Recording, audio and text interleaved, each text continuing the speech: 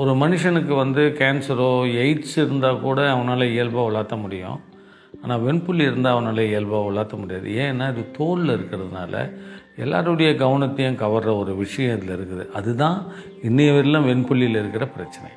So வெளிப்புற அழகை மெச்சுகிற இந்த உலகத்தில் எப்படா மறையும்னு தெரியாத, இன்னும் எவ்வளோ தூரத்துக்கு பரவும்னு தெரியாத ஒரு விஷயத்தை வச்சுன்னு ஒரு பெண்ணோ ஆணோ வந்து எப்படி நிறைவாக இருக்க முடியும்?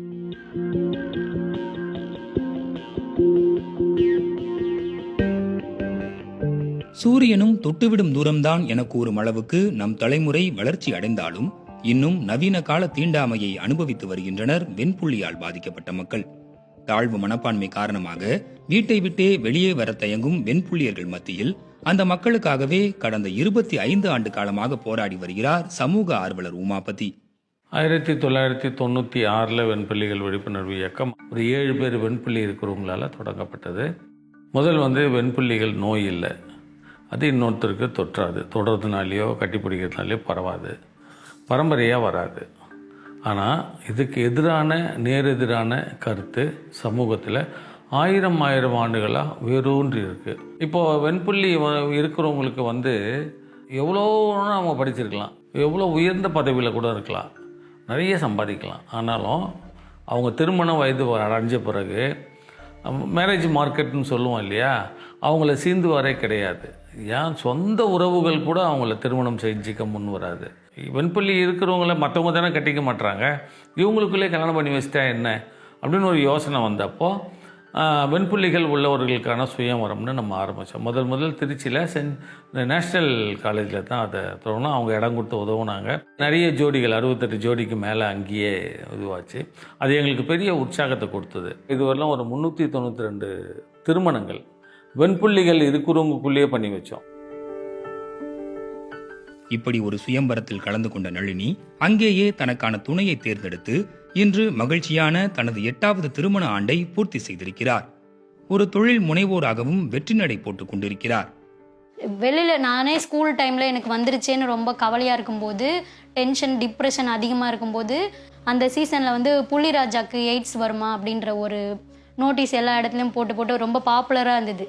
அப்போ ஒரு பையன் என்னை பார்த்துட்டு, இந்த பொண்ணு என்னடா புள்ளி ராணியாக இருக்குடா அப்படி சொல்லிட்டு கிண்டல் பண்ணுறான் அந்த 4 பேரில் ஒருத்தன். அப்புறம் அந்த சைடு போகாமல் அவனுங்களுக்கு பயந்துட்டு இந்த சைடு சுற்றிக்கிட்டு வீட்டுக்கு போகிறது, இந்த மாதிரி நிறைய கஷ்டம் நம்ம ஃபேஸ் பண்ணியிருக்கோம். சொந்தக்காரங்க வேறு நிறைய பேசுவாங்க, உங்களுக்கெல்லாம் கல்யாணம் ஆகாது, நீங்கள் இன்னும் வெயிட் பண்ணின்னு இருக்கீங்க, மாப்பிள்ளை கிடைக்க மாட்டாங்க, ஏதோ ஒன்று கிடைக்கிறத கல்யாணம் பண்ணி வைக்கலாம்ல அப்படின்னு ரொம்ப டார்ச்சர் பண்ணுவாங்க எங்கள் அம்மாவையும் எங்கள் அப்பாவையும்.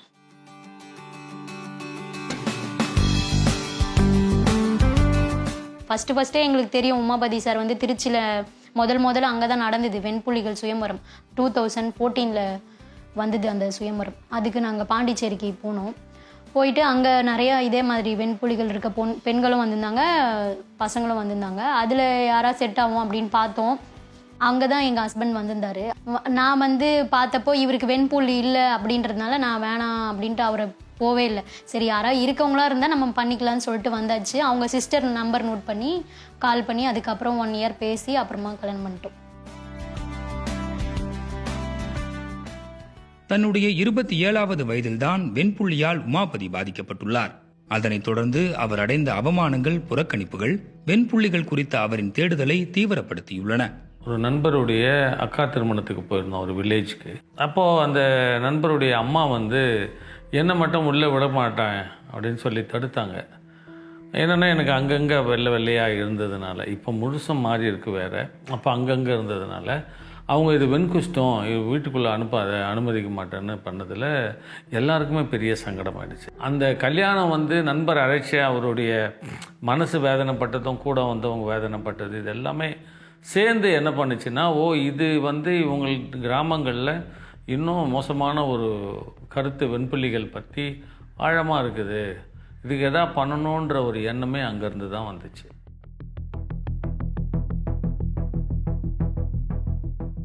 போஸ்ட் போட்டிருந்தேன், எனக்கு இருக்குது வெண்புள்ளி, ஆனால் என் பையனுக்கு இல்லை பாருங்க அப்படின்னு சொல்லிட்டு நான் ஒரு ஃபேஸ்புக்கில் பப்ளிக்காக ஒரு போஸ்ட் போட்டிருந்தேன். அதில் வந்து இது மாதிரி இருக்கவங்கள கல்யாணம் பண்ணிக்க மாட்டேன்னு சும்மா வெட்டியாக பேசாதீங்க அப்படின்ற மாதிரி பப்ளிக் ஒரு மெசேஜ் மாதிரி போட்டு டேக் பண்ணி விட்ருந்தேன். அதில் உமாபதி சார் பார்த்துட்டு நல்லா இருக்கியா நளினி அப்படின்னு சொல்லி கேட்டு திருப்பி இங்கே வந்தார். வீட்டுக்கு வந்து ஒரு சைக்கிள் பேரணி நடத்தணும். அப்போ சொன்னார், நீ வந்து வெண்புள்ளிகள் சம்மந்தமாக பேரணி நடத்துகிற, அவேர்னஸ் நடத்துகிறேன்னா நீ ஹவுஸ் ஒய்ஃபாக இருந்தால் வேலைக்கு ஆகாது, நீ எதனா ஒன்று சாதிச்சுட்டு நீ பேசினா கேட்பாங்க மக்கள், நீ இந்த மாதிரி வீட்டில் இருந்துட்டு பேசினா கேட்க மாட்டாங்க. அவர் பார்த்துட்டு இதை ஏதாவது ஒரு இடம் பண்ணி கமர்ஷியல் பண்ணி நீ ஏதாவது ஒரு பிஸ்னஸ் பண்ணு அப்படின்னு சொல்லிட்டு போனார். அப்புறம் இந்த ஆர்கானிக் அவரோட ஆசை தான், எங்கள் ஹஸ்பண்டோட ஆசை. எனக்கும் இன்ட்ரெஸ்ட் இருந்தது. வேலைக்கு போனாலே ஸ்கூல் போவே அழுதுட்டு இருந்தேன் நான். இப்போ வந்து ஒரு 50 பேரை 100 பேரை ஒரு நாளைக்கு கஸ்டமரை ஹேண்டில் பண்ணுறேன். அதனால் அதெல்லாம் எனக்கு ரொம்ப சந்தோஷம்தான். வெறும் வெண்புள்ளி குறித்த விழிப்புணர்வை ஏற்படுத்துவதோடு தனது பணியை உமாபதி நிறுத்திவிடவில்லை. வெண்புள்ளியர்களின் உரிமைகளை மீட்டெடுக்க, அவர்கள் சமுதாயத்தில் சுயமரியாதையோடு வாழ அரசிடம் தொடர் முயற்சிகளை மேற்கொண்டு அதில் வெற்றியும் பெற்றுள்ளார். 2010 கலைஞர் முதல்வராக இருக்கும்போது வெண்குஷ்டமனை அழைப்பதை தடை செய்து வெண்புள்ளிகள் தான் அழைக்கணும்னு உத்தரவு பிறப்பித்தார். 11வது பாடத்தில் உயிரியலில் ஜுவாலஜி ரெண்டுத்துலையும், இங்கிலீஷ் தமிழ் ரெண்டுத்துலேயும் ஒரு சின்ன பெட்டி இதை பற்றின ஏன் வருதுன்னு போட்டிருக்காங்க.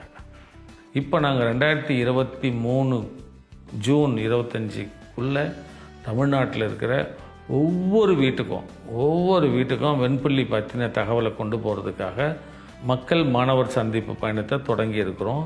ஸோ தமிழ்நாட்டை உலகிலேயே முழு விழிப்புணர்வு பெற்ற ஒரு மாநிலமாக உருவாக்குவதற்கான இந்த முயற்சி தான் நாங்கள் எடுத்திருக்கிறோம். ஸோ வெண்புள்ளி இருக்கிறவரை வந்து இந்த மாதிரி ப்ராக்டிஸை வந்து ரொம்ப தீவிரமாக பண்ணவருன்னு வச்சுக்கோங்களேன். அவருக்கு வெண்புள்ளி வந்துச்சுன்னா ஐயோ நம்மளை ஒதுக்கி விடுவார பயம் அவருக்கு தான் அதிகமாக இருக்கும். ஸோ தனக்கு மேலேயே யாரும் இல்லை, தனக்கு கீழே யாரும் இல்லை, மனிதர்கள் அனைவரும் சமமானவர்களை உணர்ந்த மனிதர்களாக மாறும்போது இதெல்லாம் சரியாயிடும். அதை நோக்கி தான் எங்களுடைய அடுத்த கட்ட பயணத்தை நாங்கள் தொடர்றோம்.